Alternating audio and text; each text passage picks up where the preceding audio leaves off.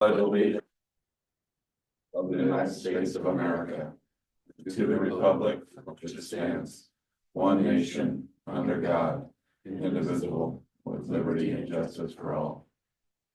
I don't think I'm You forgetting them? No, I was gonna choke and I didn't know what to do, skip it or choke. Very Don't unpatriotic choke. of you. Welcome to the April 16th, 2025 meeting of the Toledo Planning Commission, Toledo, Washington. Having 3 members present, we do constitute a quorum and call for other business. We need a motion to excuse Lucas and Tom too.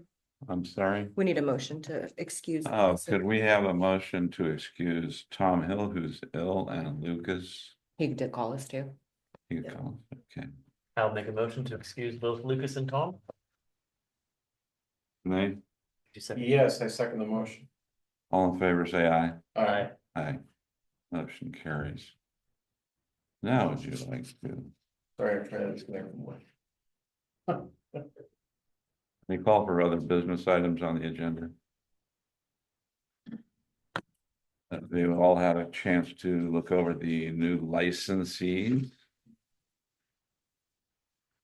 Here's, we have a baker Uh-oh, on the, Competition. yeah. I don't know, they're out there in the boonies, they're out there by the lavender farm, Crust and Crumble Cottage Bakery. Oh, on Newton. Ma, Oh, and Mom, across from me. yeah, that's, they're one of, apparently a dozen or 2 Crust and Crumble bakeries in existence throughout the United States.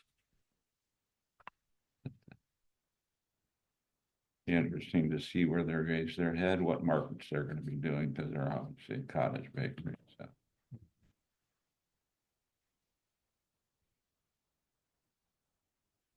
So I'll make a motion to approve business licenses?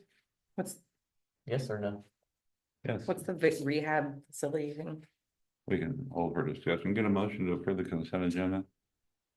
I move that we approve the consent agenda. Discussion on the meeting minutes or the business licenses. Trying to look at the business licenses now, so I'm just trying to pull that up to see if I had any questions about any of them. Rachel, did you say you had a question about a specific A one? rehab, you said? The vocational rehabilitation facility providing training. That's in Oh, Spokane. it's in Spokane. Oh, I see, so they wanna do business in town.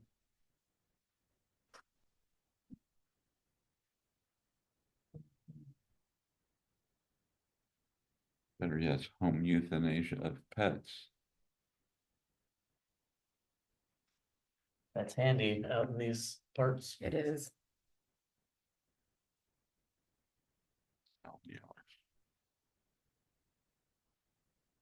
That's a DIY.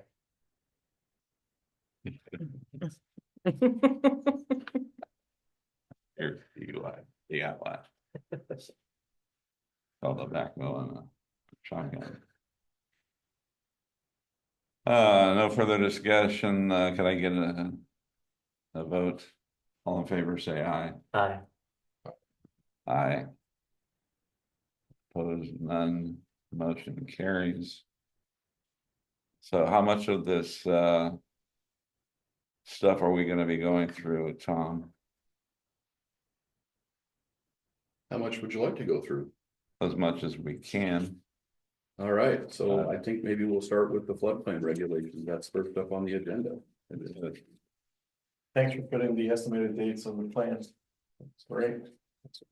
Yeah, we'll close with that, and I'm gonna keep bringing that back so we can keep tracking progress and keep seeing what we have left to do and what we've done, and That was a good idea. we'll adjust as necessary. Awesome. So, similar to what I've done with the other critical areas components, I've basically taken the Lewis County Code, adapted it to remove county commissioners and put city council in, and adapted it to say Toledo instead of Lewis County where applicable. And to Commissioner Hild's comment, it doesn't say dart or anything like that. So there's not a lot that I altered from the county. Theirs was pretty up to date with the state requirements. I basically, like I said, just made edits to correct things, but in going through this, any comments from you all about what might not be appropriate locally? The flood protection elevation, which is the first change that I made in the definitions. In county code, that still said 1 foot, but a lot of jurisdictions now are going to two feet above base flood elevation for the flood protection elevation for buildings and other structures. So I changed that in here. I don't know as we're required to do that, but it seems to be the best sciences based on the way other city codes are trending. There's a lot of highlights in here that I just need to make sure I go back and fix when we actually get code section numbers assigned to this. The question that I had, and this would be on page 7 of 14, all the way at the bottom, number 6, under 1535-140 development permits. There's that section that I commented on there. If this is appropriate for Toledo or not, I think we have some discretion in how we apply this. But it says every permit issued by the administrator in accordance with this chapter shall expire by limitation and become null and void if the work commenced if the work is not commenced within 180 days from the effective date of such permit. 180 days, that's pretty quick for a lot of developments. So maybe for a building permit, that might be appropriate. I think that lines up with building permit, but of course, the floodplain permitting applies to subdivisions and even boundary line adjustments in some cases where they're in the floodplain. So I don't know as the 180 days was correct. And also the work authorized might be a subdivision. And in the case of Cowlitz Meadows, Rachel and I were on another call and I got to looking and it's like, oh yeah, that's right. Our subdivisions only are good for 1 year. And they've been working through their engineering plan corrections for more than that for a couple of years now. So, it might be able to say that, that they maybe just to use a generic thing. And then when we go through the land use procedures code, if we ever get to updating that, not as part of this process, but in the future, that it would expire at the same time as a land use permit or a land use administrative approval or something, or you can just put, within 2 years or something else in here that seems to be more appropriate, or 1 year. It's like I said, I think we have some discretion there. So, and then also there's some discussion in here that says that if your permit expires, that the second review is at half price. I don't know if we want to do that either, because the city of Toledo charges reimbursement of fees. So you don't want to eat half of the consultant's fee to process a permit. So maybe it's specific in there to say that the city fee is half, or maybe it's no deal. You just got to pay full price if you let your permit expire. So, and this is just for floodplains. This is specific to only floodplains in this section. So, and I think they're thinking about this in terms of the floodplain maps may change during that time, and they want a certain degree of frequency in that review. Maybe, FEMA and the flood studies don't usually occur, but like every, I don't know. I mean, The last one was a long time ago, yeah, right? I think it's like every 10 or years, 10 or 20 years that they actually update the flood insurance studies. It's, the federal government doesn't have the money to do those, and they do it through grants. They grant, counties usually get the grants to update the flood for the county-wide. So what's the logic for that short period of time? Well, like I said, it seems to line up with building permits. A lot of building permits expire within 6 months if you haven't done any work on them. Okay. And building permits are typically only good for a year. So I think that this aligns with the building permit, and it's narrow in focus, and that floodplains applies to more than building permits. So ours are 180 days for building permits, and we do have a permit extension fee that we've added. Which probably wouldn't cover if everything had to be re-looked at, but. Yeah, and I mean, so we could keep it that if you think my question here is 180 days appropriate or not? We could even elaborate to say for land use permits, it'll expire with the underlying land use permit. For building permits, it expires with the building permit, and not put any time limit in there. That may be the way to go. And on something like this, couldn't we put a caveat that? Because I know that you start getting into floodplain situations and you're gonna be dealing with federal agencies and you could be on your hook for quite some time. As a caveat statement that as long as some type of wording that says consistent progress is being made. I don't know how to word that so you don't have an ambiguous Well, statement. it says work is commenced, so it doesn't say what work is or what commencing is, so it could be work in designing or developing a permit too. I mean, there's ambiguity in there already, so, but we could, there's a lot of language in other jurisdictions where environmental permitting can take a long time that says that this permit expires within a year, except that where the applicant can demonstrate that ongoing efforts to secure environmental permits or other related permits are taking significantly longer, not at the applicant's fault or something along those lines. So we could put that in there. We can make it as complicated or as easy as we like. It seems to rely also on the actual work that's described in the permit request, right? So that it's saying if that work that they're specifying in the permit is not commenced, is I think what it's saying. So if you haven't done any of the things you said you wanted to do, that's when it would expire. That would seem to be the way to read that section of code, yeah. So I guess let's first maybe start with the discussion or the consensus on, is 180 days the right expiration period, or should we look at something else?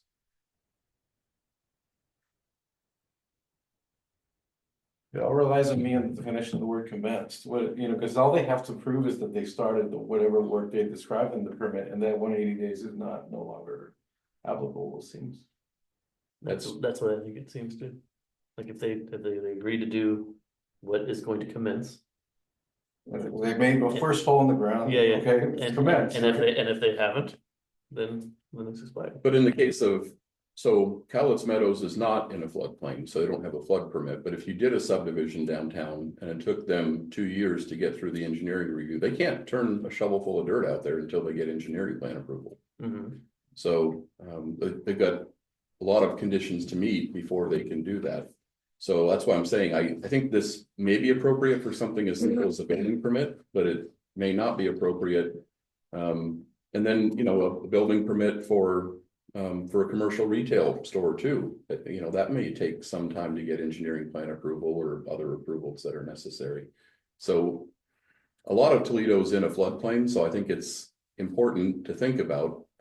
It's not an area where you focused large tracts of development. You're not likely to have big commercial buildings just because we haven't zoned for it and we don't have the land for it in the downtown area, which is mainly the floodplain area.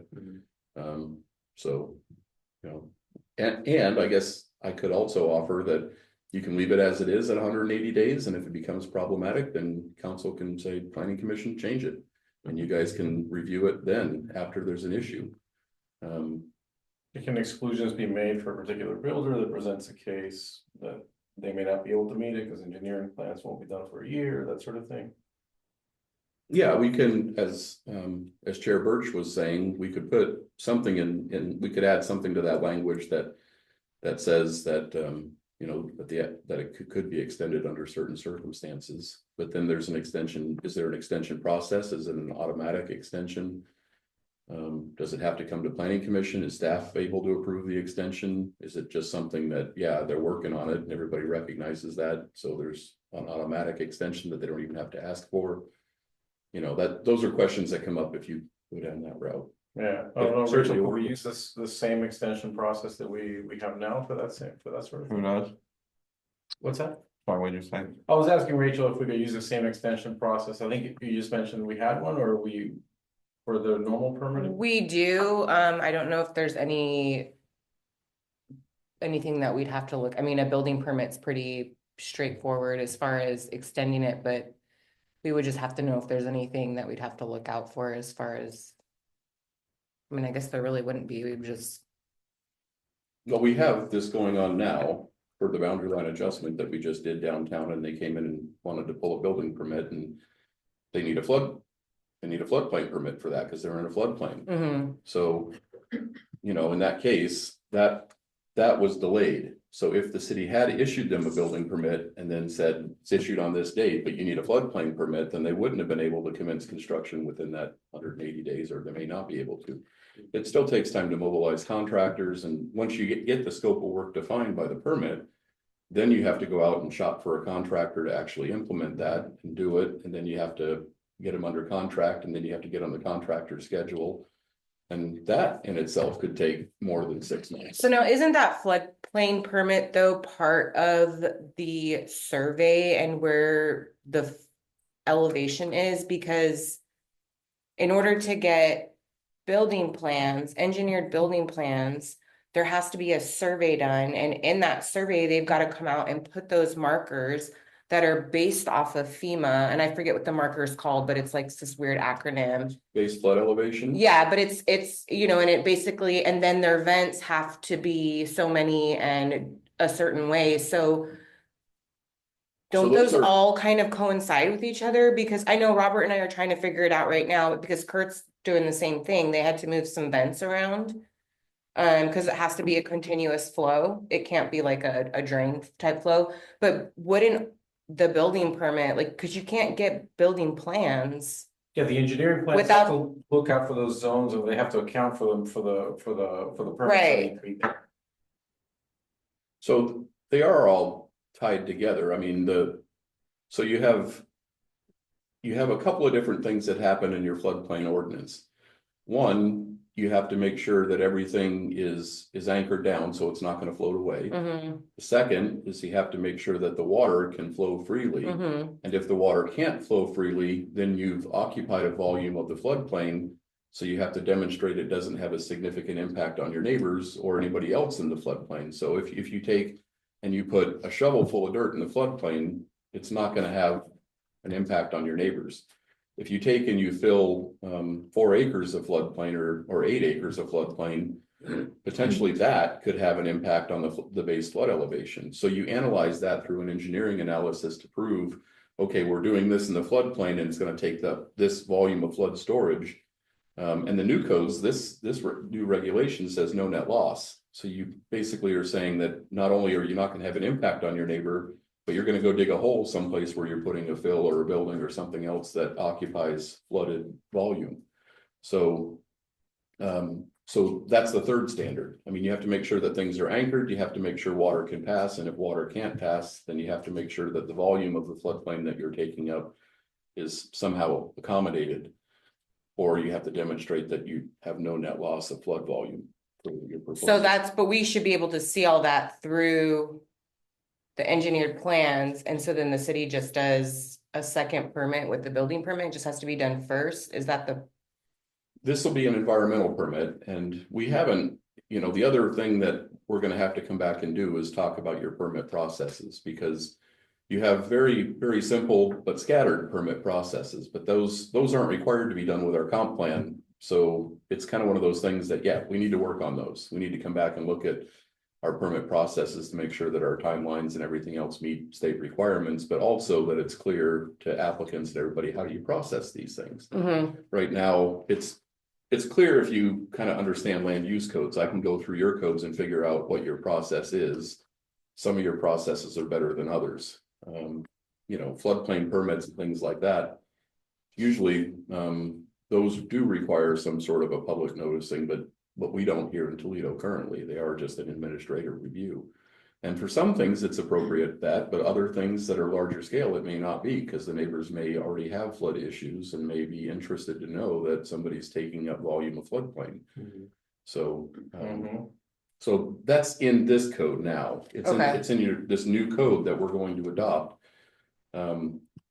You're right, the survey is a basic element. First of all, you need to understand what the base flood elevation is on that specific parcel. And that's based off of the RN or whatever, their FEMA is It's- labeling them, It's yeah. based on the FEMA base flood elevations. Right. And for most of Toledo, you have established. You have established elevations through, they've done a flood insurance rate study and they've mapped the different flood elevations up Right. the river. So you have a defined zone and flood elevation. So that's the first step in that. The second step is to look at how are you impacting it? Is it anchored? Can water pass through? If water doesn't pass through, or if you have to raise the ground, are you somehow compensating for your raising ground or what you're doing to obstruct the floodplain? And that comes at what point? Once foundation's laid or once? It should come before the permits are issued. But I thought that's what your point was that to make this plan, you have to look at those and you have to assess how you're gonna affect the floodplain and all that stuff, and then apply for the permit. Well, yeah, and so so we've got, and I can get with you after more on the specific situation, but we've got one house right now. She's got a building permit. We've got Winlock looking at all the FEMA stuff, making sure that elevation cert's filled out. It's like part of it gets filled out ahead of time and it has that info, and then we just come in and, But those are modifications to the FEMA floodplain based on fill, and for that, there's usually an engineering analysis required to show no net loss.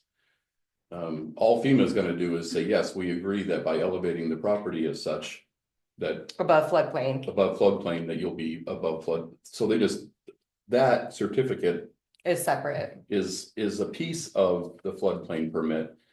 But the other piece of that is, so you don't invalidate your community's flood insurance program.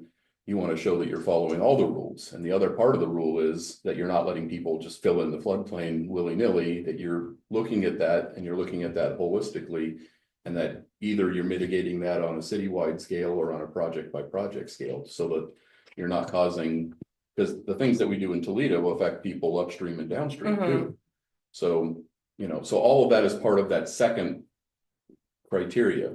That's the no net loss of volume or no, used to be no significant increase in the base flood elevation, and significant increase was a very important term. I've worked on projects where we have had a minor increase in the base flood elevation based on a volume of fill, and that was acceptable because it was minor. But So those floodplains then are just or the flood permits are for Toledo. We just have to make sure that all those things are being looked at, the anchor, the water flowing freely, so it doesn't impact those things. And so that's just something that we'd issued before the actual building permit then. well, you can issue a building permit, so you can issue a project approval. We can't do it for things like subdivisions because they require you SEPA and all that, to yeah. show that you're gonna comply with this stuff. But for a building permit, you could issue a building permit, but the applicant wouldn't want that. Cause your building permit would say, okay, and that's what we did with the BLA. We issued an approval of the BLA because we could, Mm-hmm. and we just required them to comply with floodplain requirements at a later date. Cause that was the way they wanted it. And the flood, the BLA doesn't really, I mean, they can complete the BLA and adjust the boundary lines. I think they did. Yeah, it's complete. They've got a So- building permit. They've started. But the condition of the BLA said you have to address this with future construction. So that one was okay. So that one can finalize and not expire. You could also issue a building permit, but you wouldn't be able to allow construction to commence until they met the requirements of the floodplain permit process, which you don't really have one, Why could that one not expire? because they could finalize it. Okay. So the BLA, you can actually complete moving around the lines. That doesn't have an impact to floodplains. But the building permit would have an I impact see. to Yeah, I floodplains, get it. so you wouldn't be able to allow them to finalize that or construct it until they dealt with all the requirements of the floodplain. But the BLA, moving lot lines doesn't have any impact Sure, on sure, floodplains. sure. We could let that record and get it done with and, Yeah, I get it. I guess that's where I'm confused though, because making sure those flood permit issues are looked at are part of the building plans, I guess.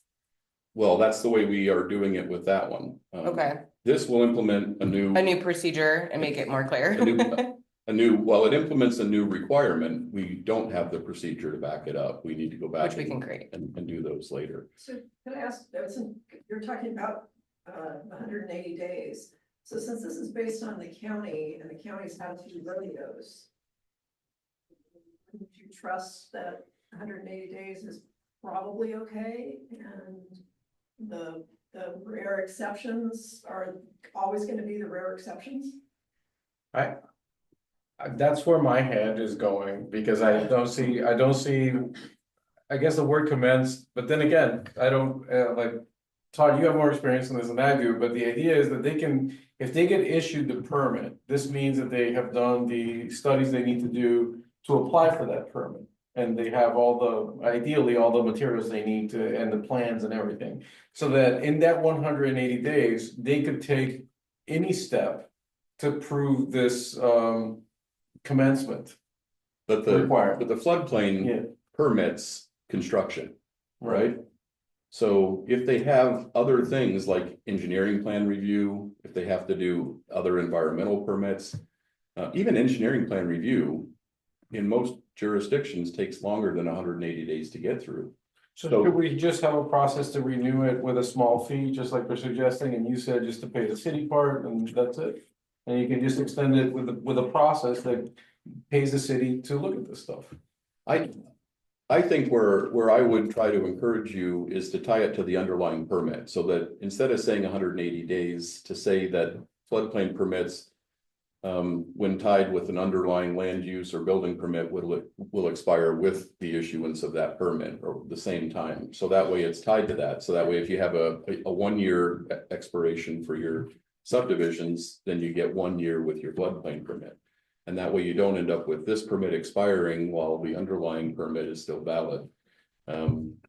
I don't know for Lewis County if they've had issues with this section of code or not. I don't do a lot of permitting work in Lewis County. I work in a couple of jurisdictions, but those are different. I'm just saying that 180 days is probably fine because it matches up with the building permit expiration. But the most clear thing to me is just to tie it directly to the underlying permit in code, just to say that these permits expire with the underlying land use. If there's no underlying land use permit and you're just seeking a floodplain permit for grading or fill, then yes, it's 180 days. So I think I like that. that's to me, that's the clearest, but I don't know what, it's all up to what you want to recommend to council and what council ends up adopting as part of the code. I don't feel particularly confident in having a strong opinion about it, because I'm not sure what they're trying to.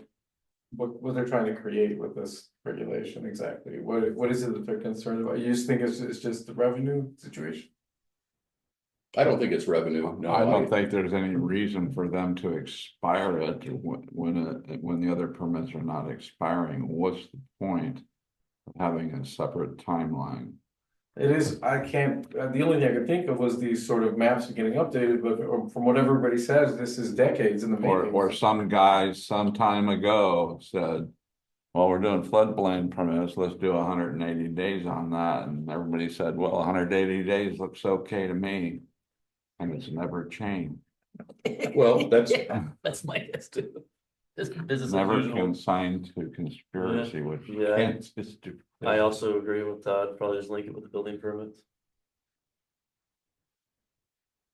Cause I can't foresee a reason why. That wouldn't be.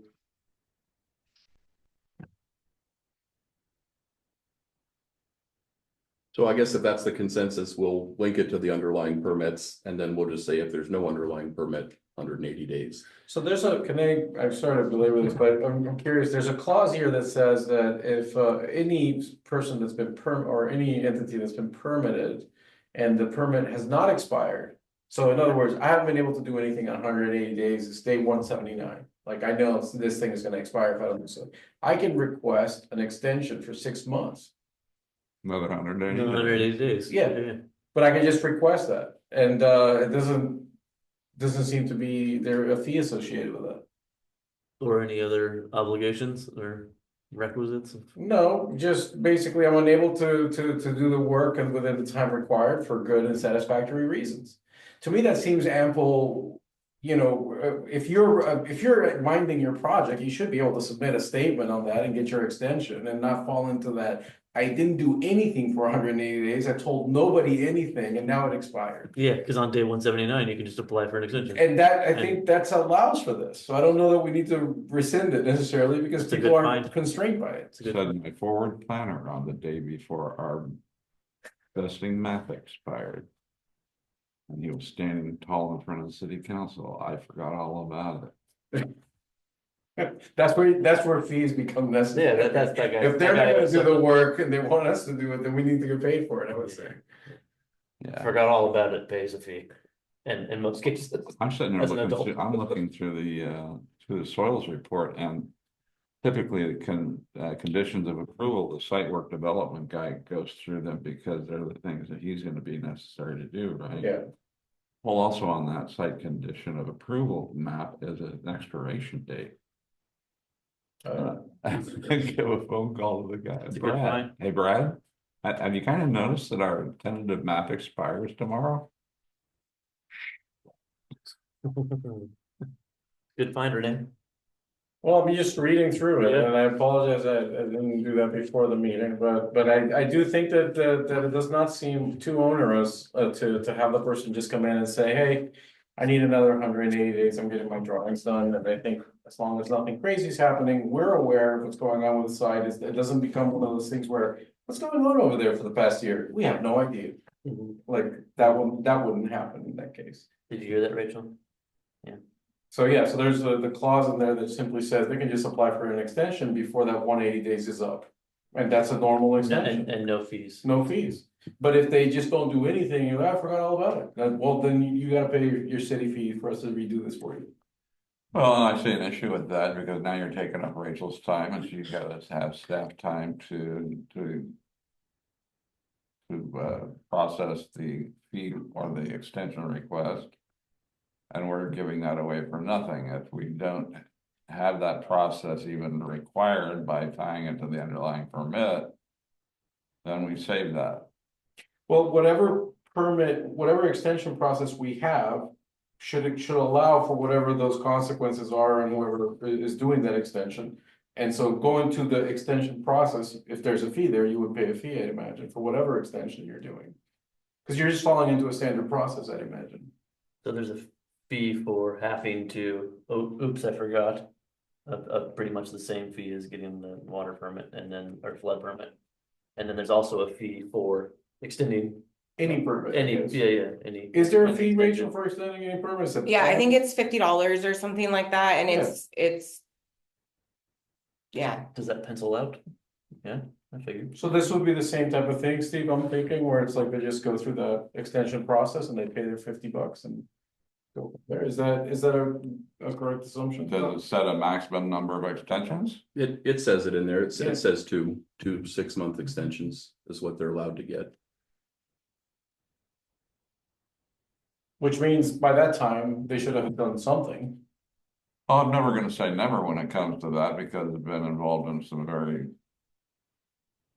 How would you say, complicated Yeah, land uses with multiple owners, multiple jurisdictions, each wanting their say in how things are done.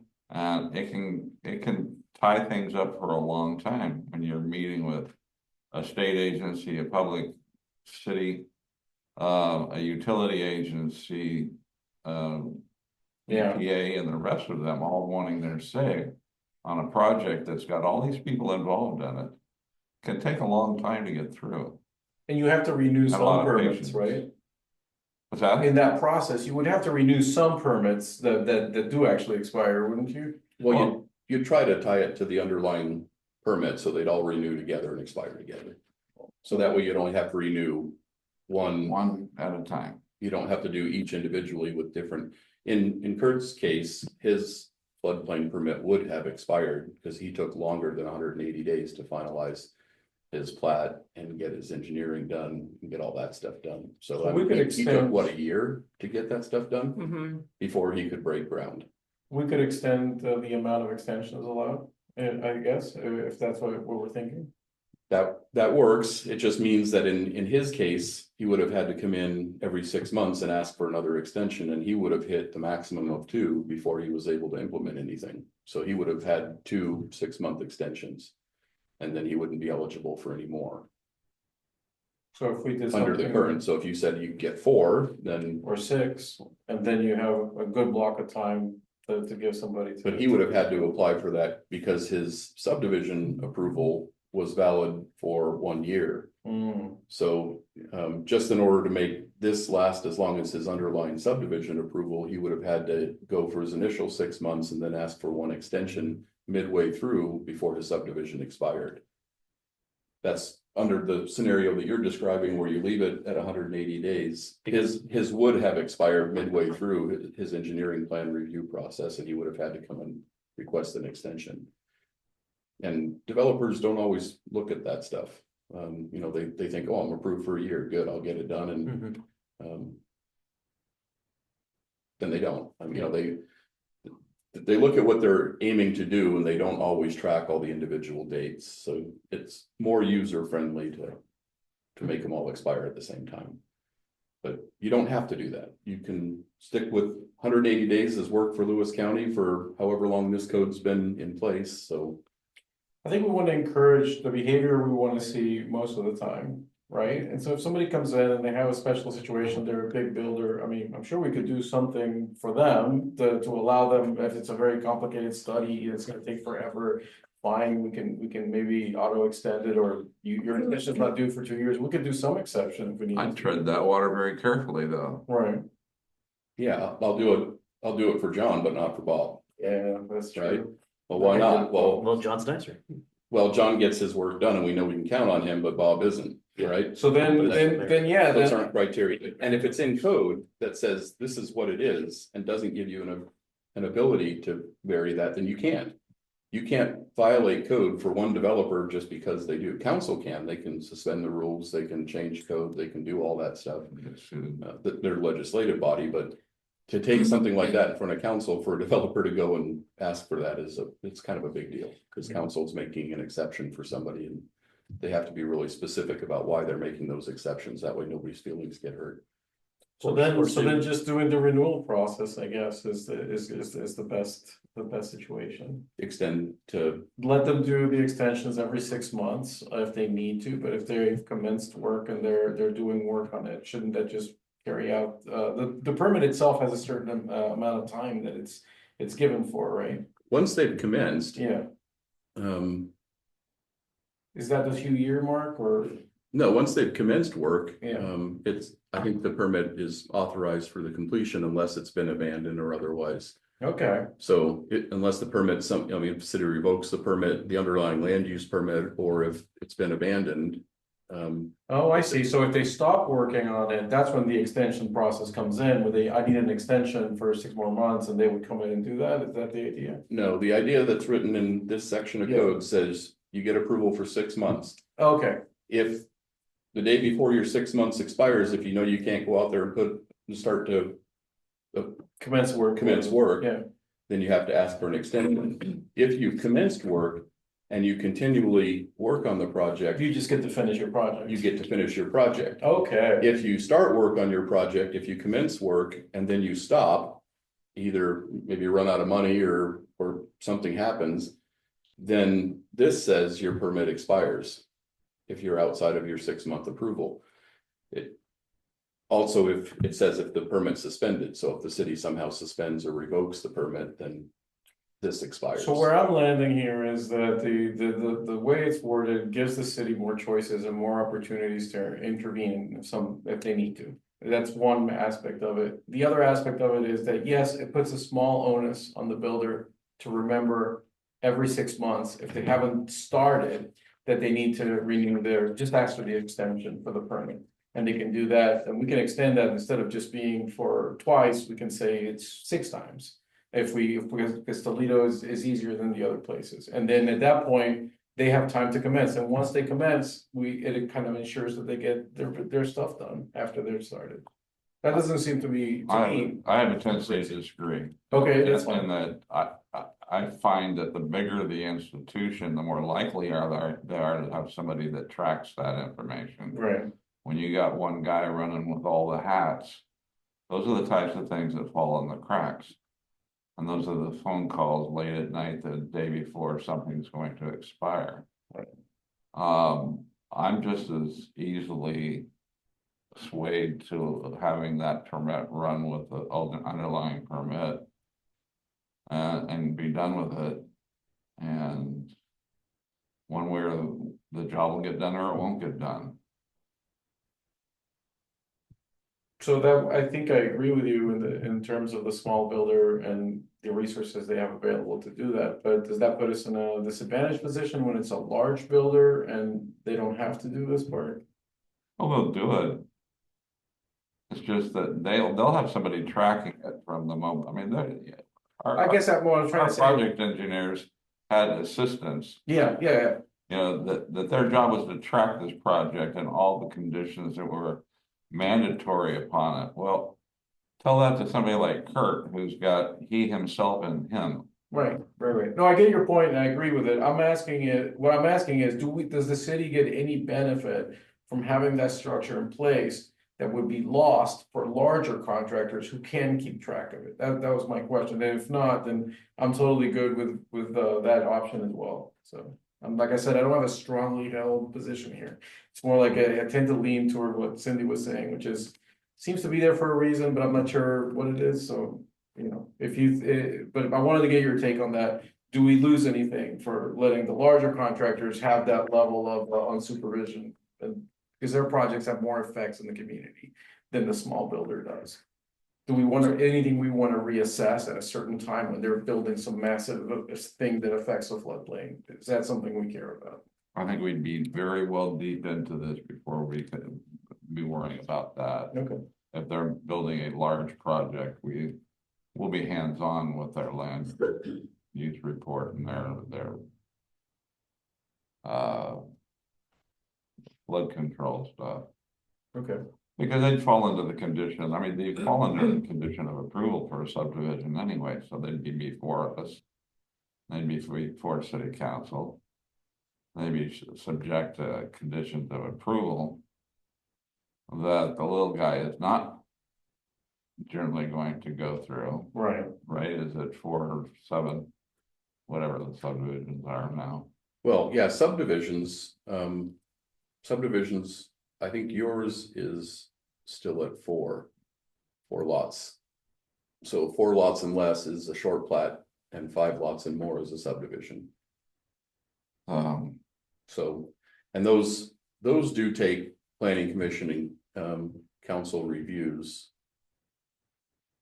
The extensions right now in code, we're doing one next week for Cowlitz Meadows. Those go to council. Cowlitz Meadows had expired, and nobody knew.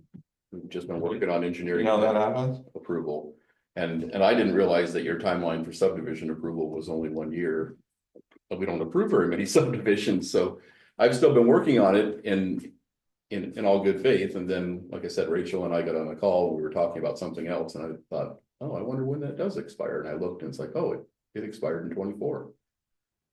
So, but they have been diligently working on resolving engineering issues and some of the conditions of approval on the subdivision. So we're going to ask council to suspend the rule that we have that says that you have to ask for an extension before it expires. And we're going to ask council to suspend the rule that says subdivisions expire after a year. And then we're going to ask council to grant them a 1 or a 2 year extension to their underlying. Have they given any indication? They bought the property, the Jolma property, right?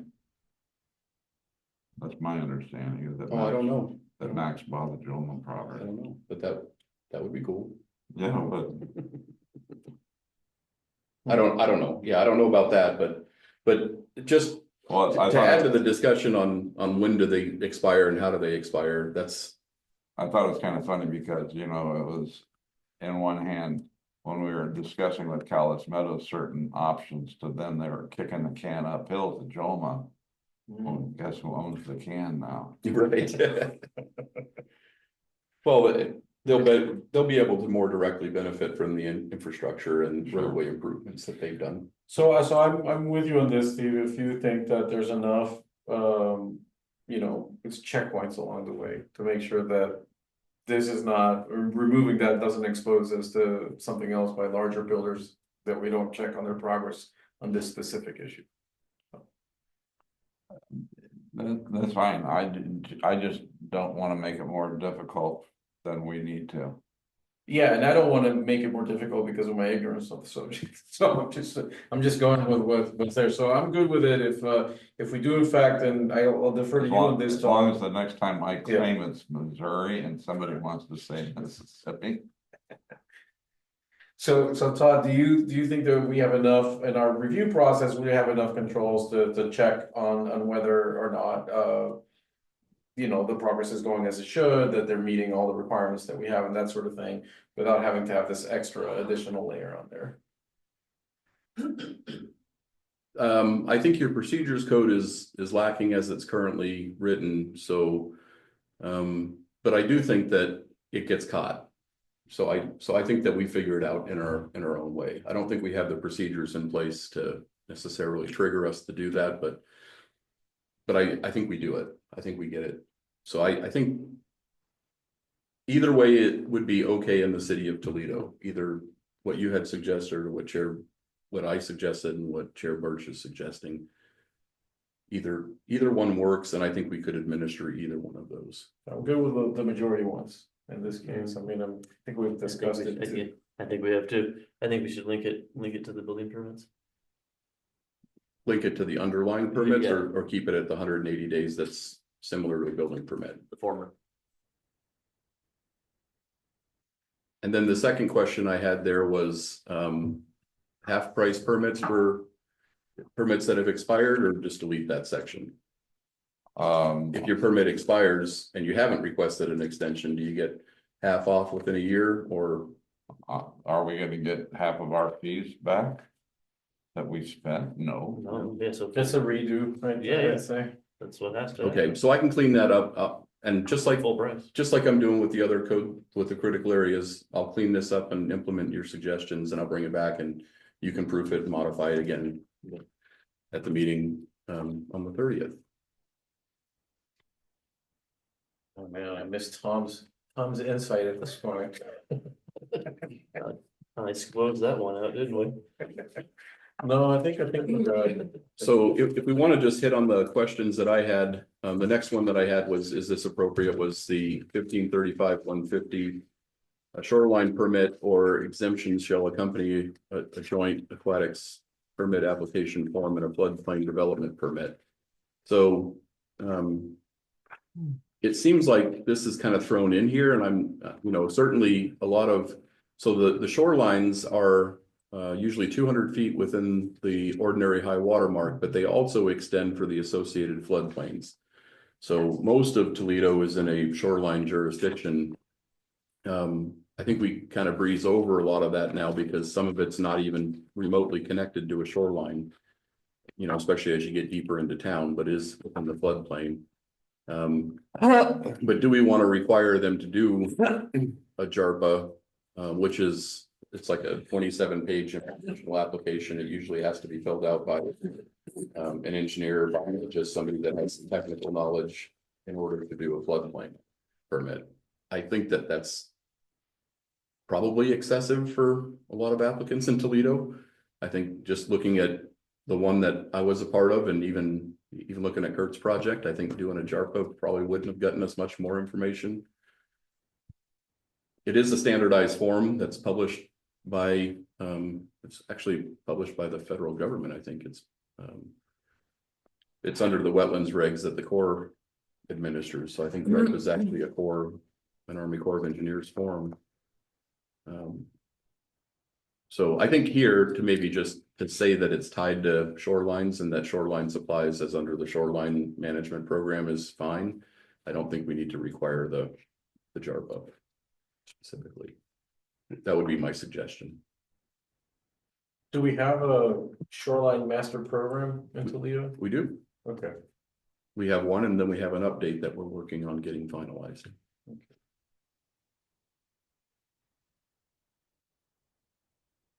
Yeah, I'm okay with that. You're okay with my suggestion? Yeah, me too. Okay. So next comes the age-old question about the administration. Here again, I think we asked this question last time when we decided the city clerk or their designee was an appropriate one. But I just want to ask the question again because it comes up here. I don't want to assume that you'll take the same approach that we took before. But I think city clerk seems to work fine. That's fine. And those, I think those were the major questions that I had about this. I mean, it's all newer code. I did include in your packet a copy of your existing code, so you guys could look at both and compare and see what we will have versus what we have now. So those were really the only questions that I had that I needed to make edits on, but if you see anything else in there, we can definitely talk about those things. Or if you have any questions when you were reviewing that versus what you have now, or. Did you ever get with ecology on where they were at with that? I know we were supposed to, I haven't yet. okay. I mean. It's on the to-do list. I'll get That's it. fine. Yeah, no rush. I've got a million things I'm working on too. I just wasn't sure. I figured that was a thing that could probably wait. Yeah. I was just excited to find it.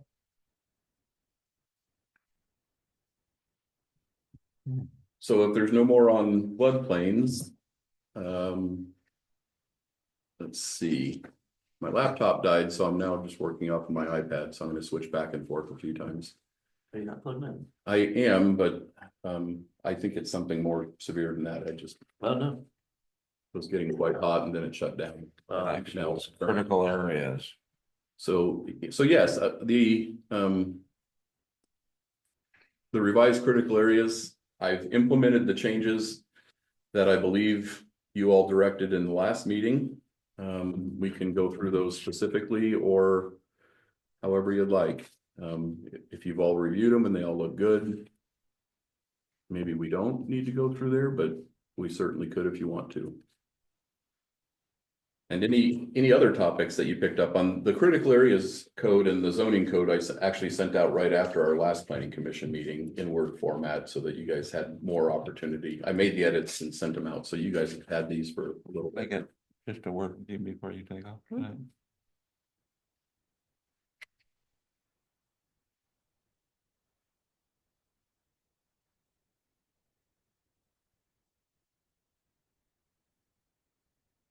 Oh, and I guess I accidentally left all the.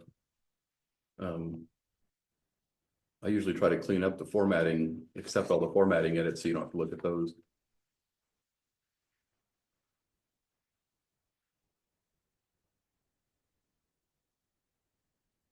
I don't know, anybody have any more questions or comments on the critical areas? You feel like I implemented the changes you directed me to last time appropriately? Yeah, nothing jumped out at me here. I didn't.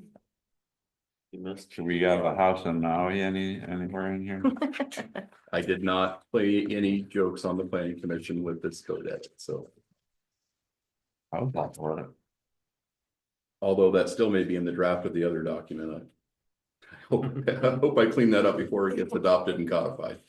That'll be a joke that backfired on me for sure. Note to self check. I'll be coming for my boat. Yeah.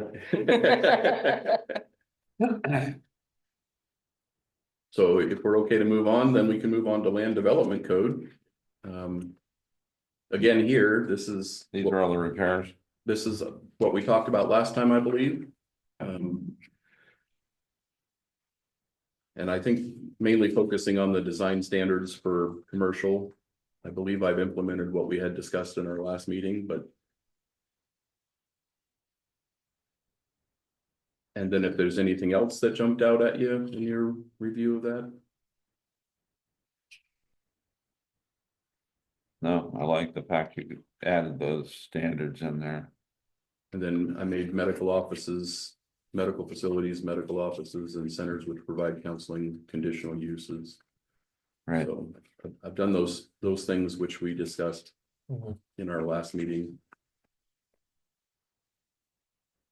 Yep, I didn't see anything that jumped out on that one either.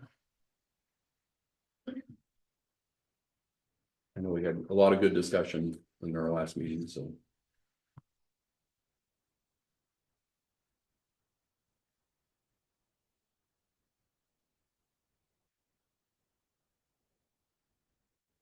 And the critical areas piece and the zoning piece probably won't come back to you all until we get all the way, unless something else triggers us to look at it again.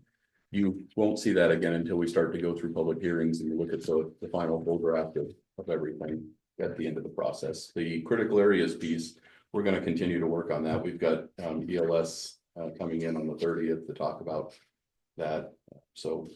And where do we see the latest zoning maps that, as they currently stand?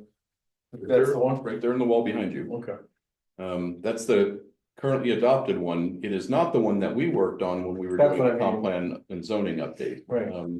Those maps aren't published anywhere, but I can send it to you if you want that. Yeah, I guess they're publicly available because we've discussed them in a public forum and they're part of what we've all. just wanna agreed make on. sure we have the latest ones, if you can send it to everybody. Yep. Just that, maybe have them. I would like a copy. I can send you that in a PDF format. Could you send me a 33-inch printer to go with it? 33. I can, it's just a reimbursable expense, that's. I don't know if it's in my budget for this project, but It's in the office in that Maui house. Yeah. That's yeah, there you go. Those things Gotta cost be on our- more than my car. planning development buy list. I was surprised when I looked at the cost of those large format printers and scanners and all that stuff. Those are, We do the big 18 by 12, I think is the biggest we can go on ours, so we can do those with the heads up, yeah, whatever it is. it's a lot cheaper if you want a full-size copy of the map. It's a lot cheaper for me to outsource that and pay like 10-15 bucks. I can get a print shop to print off a draft copy of it on crappy paper. If you want a nice copy, it just costs more. Yeah, send it to me too, and I can print it out a little bigger. So I do have a question about the critical areas. But we don't use that one yet. It's not adopted. It's Yeah. just draft. I'll put draft on there too. And so we deleted the stuff where we had people storing petroleum products and all this other stuff, but then we allowed this whole above and below ground storage tanks of regulated substances. Did I miss something that we talked about, or is this something? I don't know if I would love my memory to be that good. I don't know if we talked about it or not. I would say that they seem to be at odds with each other. In other words, if we remove one, why do we leave the other? It seems to allow for the one that we removed, I guess is where I'm going with it. Or yeah, right. Oh, I'm over at page number 10 of 18 in the critical areas. This for the aquifer recharge, we were looking at the stuff that were implicitly allowed, and we were like, wait, we don't want a gas refinery there implicitly allowed, so. So specifically, section 2.A.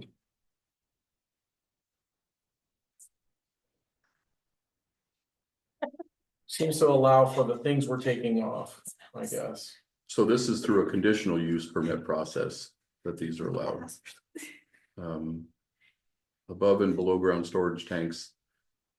And you're saying that those are in conflict with the uses that we've deleted below? Simply because I'm assuming regulated substances can include things like the things we're excluding below, and the ones we deleted. That's my assumption there. I think we talked about it being like permanent versus temporary storage, like stuff moving back and forth. Right, but underground, I mean, Right next to non-corporate. yeah. Well, these are, it's in your aquifer areas, so. Yeah. So to keep it simple, I would say, can we remove A? That was sort of really what I'm asking. Is anybody have any problem with that?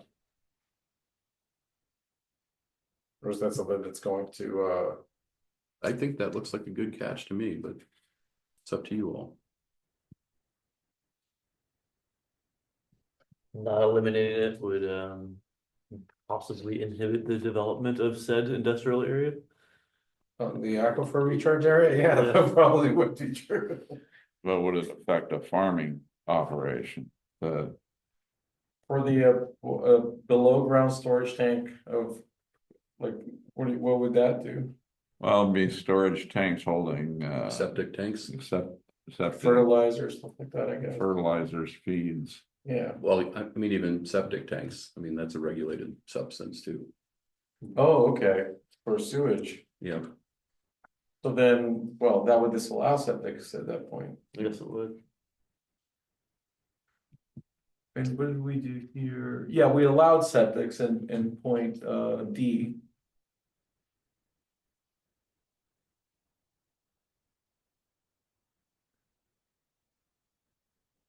Might be as blank.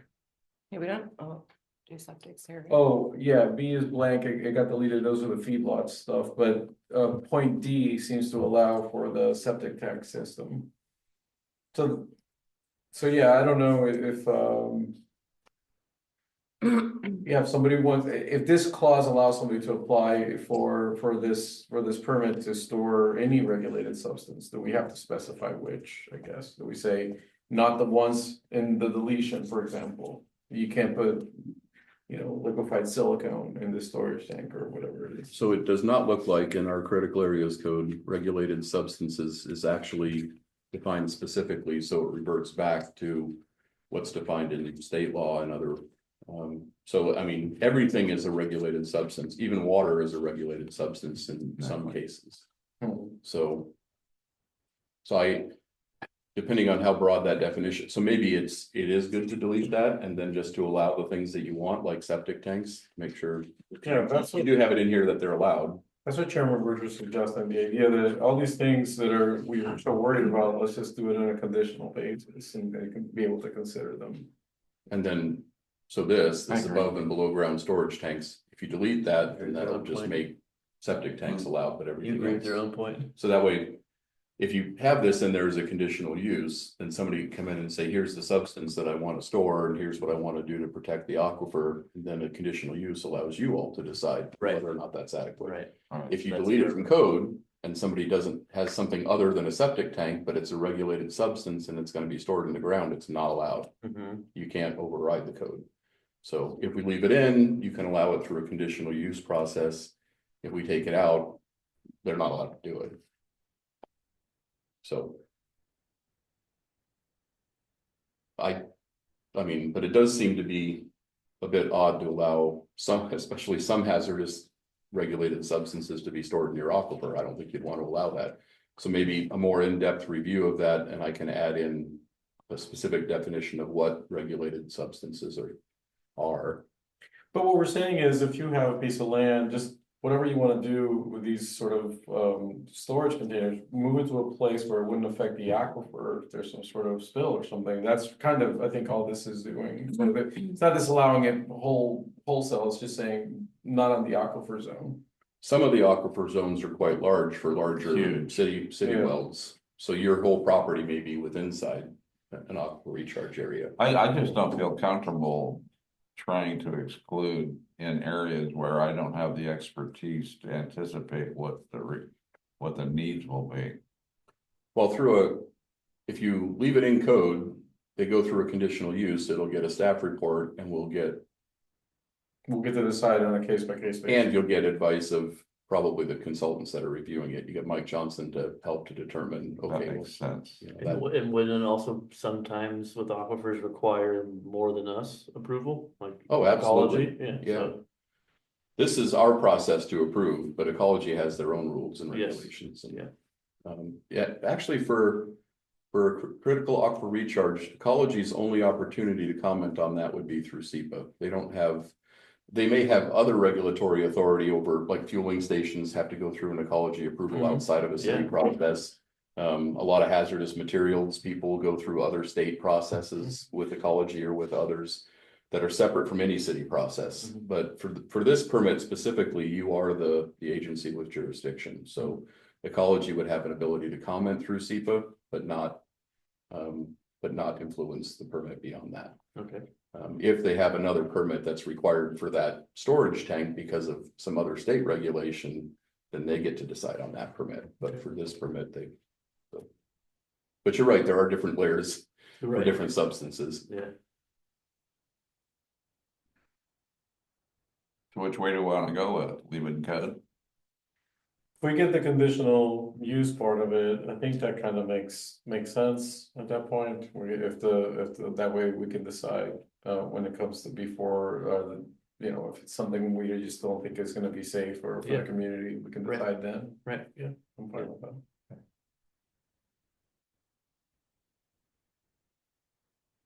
So we're leaving it in. Were there any other comments on critical areas? Do we want to go back through zoning? We kind of got into zoning and then jump back into this, but I think I'm a cognitive load. we have lots of good input into the process. Important. And just to remind you, you do have an April 30th meeting as well. Yeah, so the April 30th meet, well, and that's maybe a good segue. If we're done with those two pieces, our last business item tonight is to look at where we are in the process. Element schedule.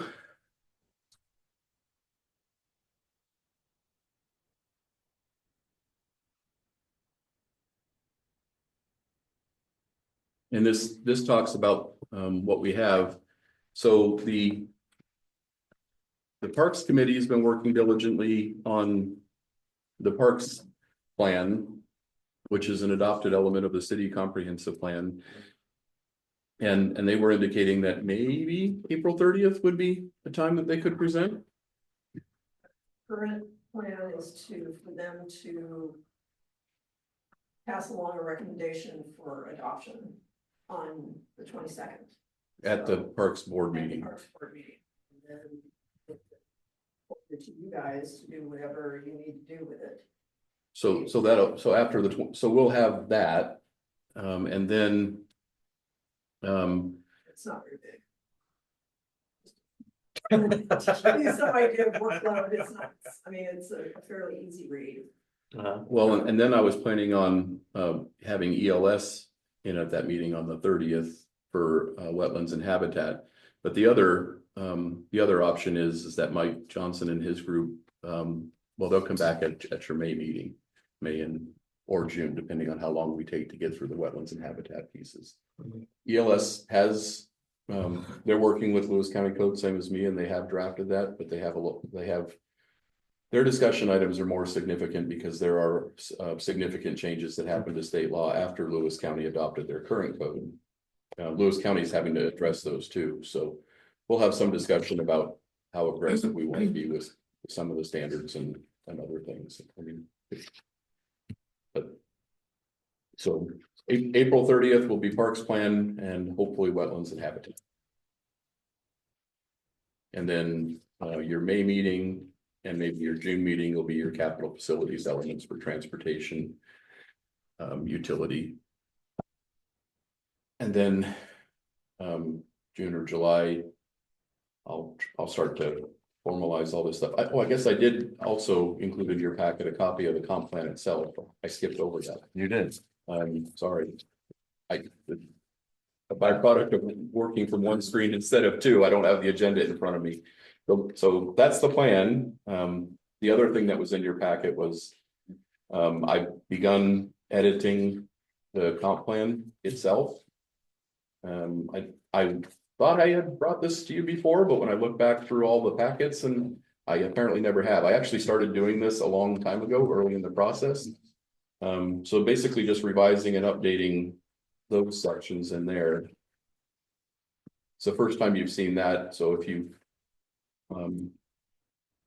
have any comments, I can walk you through that, or we can.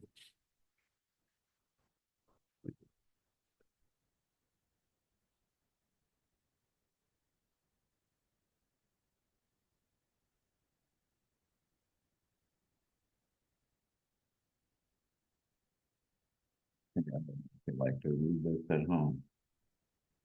You can do that too, so we can continue this item to either the 30th meeting or the May meeting.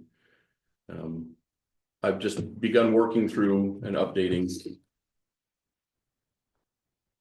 And then also, we'll have elements for, this is where the climate resiliency element will go. It's where all of we've already done the housing element. We've already done a few of the other elements, so I can start to put those in here too.